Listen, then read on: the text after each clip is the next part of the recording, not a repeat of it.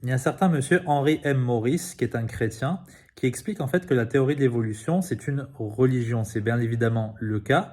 Et pour ce faire, en fait, il ne va pas utiliser des arguments chrétiens, il ne va pas parler de la Bible, il va simplement citer des évolutionnistes athées eux-mêmes.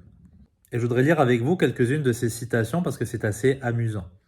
Il y a Michael Rose qui nous dit « L'évolution est promue par ces praticiens comme plus qu'une simple science. L'évolution est promulguée comme une idéologie, une religion laïque, une alternative à part entière au christianisme, avec sens et moralité. L'évolution est une religion. C'était vrai de l'évolution au début et c'est encore vrai de l'évolution aujourd'hui. » Regardez ce que Todd Scott nous dit. Même si toutes les données pointent vers un créateur intelligent, une telle hypothèse est exclue de la science car elle n'est pas naturaliste. Richard Levontin. Nous prenons le parti de la science malgré l'absurdité patente de certaines de ses constructions, malgré la tolérance de la communauté scientifique pour un engagement infondé envers le matérialisme.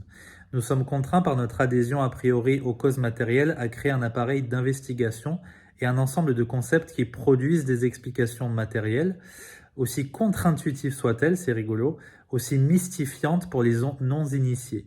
De plus, ce matérialisme est absolu car nous ne pouvons permettre à un pied divin de franchir la porte. La dernière pour la route de Peter Bowler à propos de Henry Guy. Nous ne pouvons pas identifier les ancêtres ou les chaînons manquants et nous ne pouvons pas concevoir de théorie vérifiable pour expliquer comment des épisodes particuliers de l'évolution se sont produits. Ça fait mal.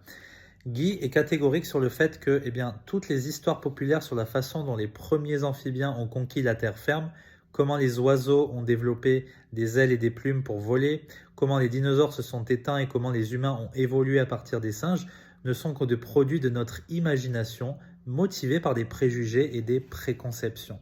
Voilà ce que c'est la théorie de l'évolution et j'ai bien d'autres citations dans ma poche. Que Dieu vous bénisse.